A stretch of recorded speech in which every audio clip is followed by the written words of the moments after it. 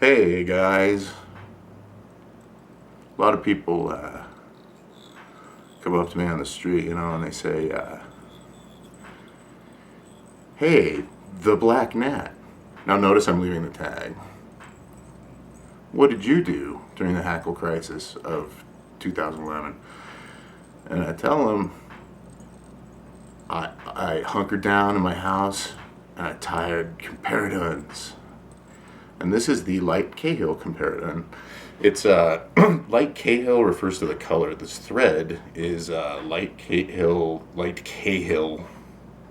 or Cahill. I don't know. It's A.8 8/0. So I learned at A., so I'm just gonna keep saying that. Plus I like saying aught.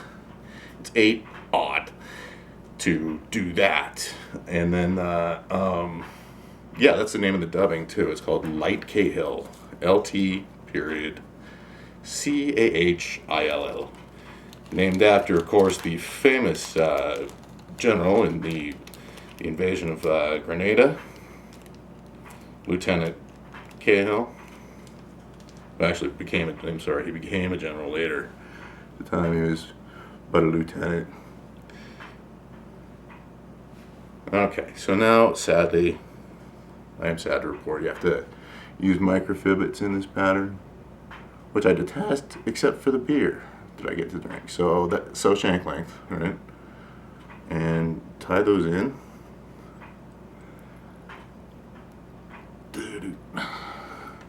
We're going to split them again, just like we did with the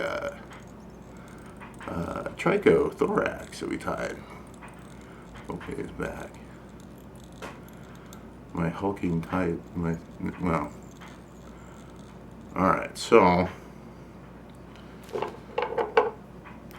now notice how few materials I end up using here. Two, so far what? Thread, Microfibbets, a vise, and a hook. And honestly, if a vise holds a hook, it's a good vise, in my firm opinion.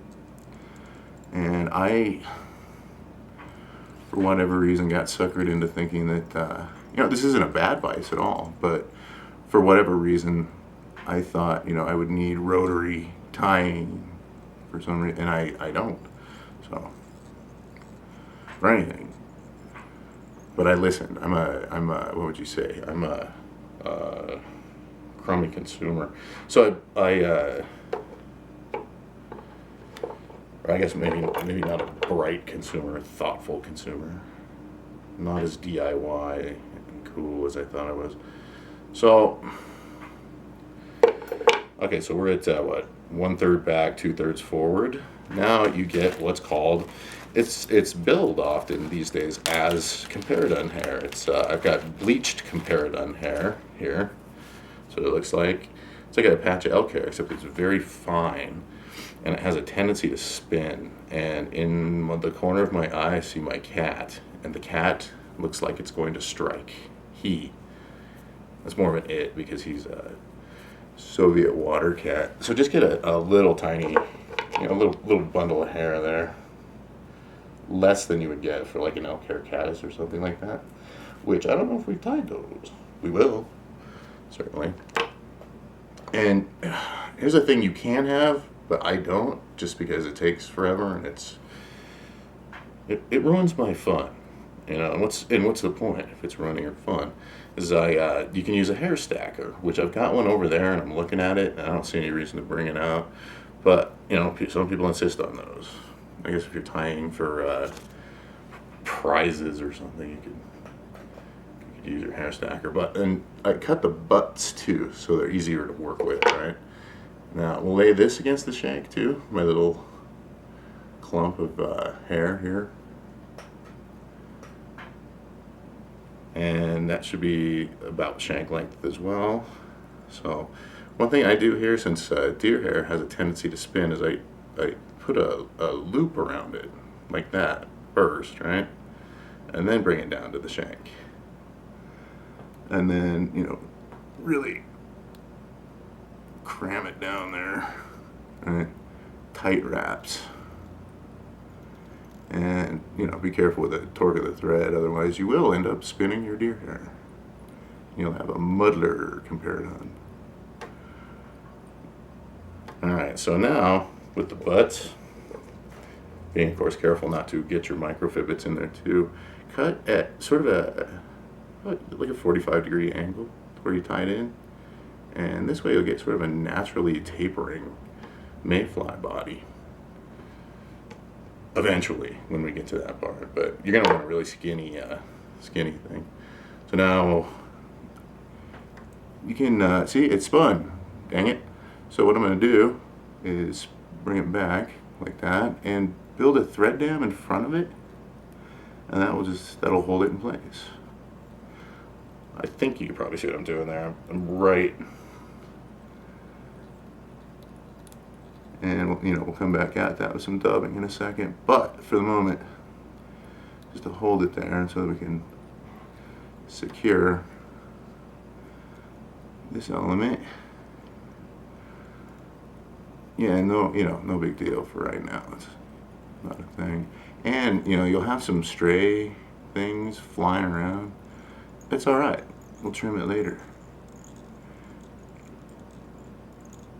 All right. So now we dub, and dubbing's sort of a fun thing. You know, this is what separates the little kids from the big kids, is how well you dub. And what I do is I take about half of what I think I'm going to need, right? And remember, you can add more later. It's like salt, kind of. I had a few like clam linguinis ruined that way, but probably that much at most. That may even be too much. Skinny, skinny profile. Skinny mayfly profile. You want.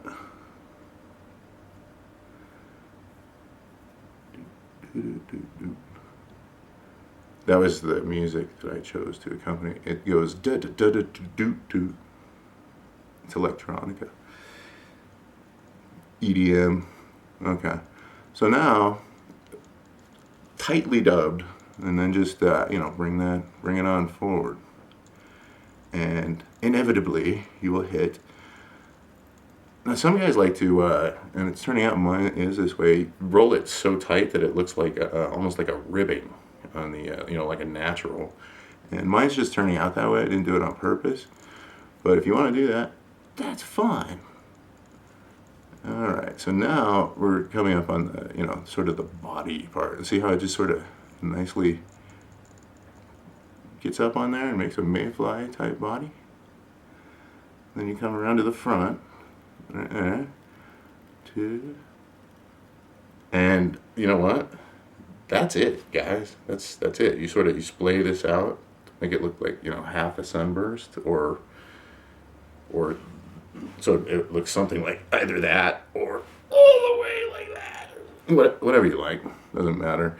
And then finish it.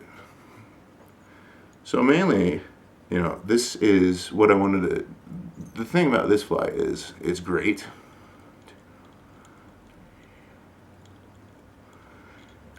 It does very well in the water. I think because the body sits low in the water. I'm pretty sure that's what it is. And it's inexpensive. You don't have to have hackle for it. So this is perfect for somebody who's just, you know, starting out. And you can tie this in every color of dubbing you have, every color of thread.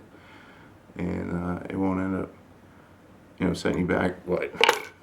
I don't know how much a rooster's going for these days, but it seems to me, I bought mine, and this is back when it was still available. Like my grade 2, my silver, was it was like $99 a pop for the chest. So yeah.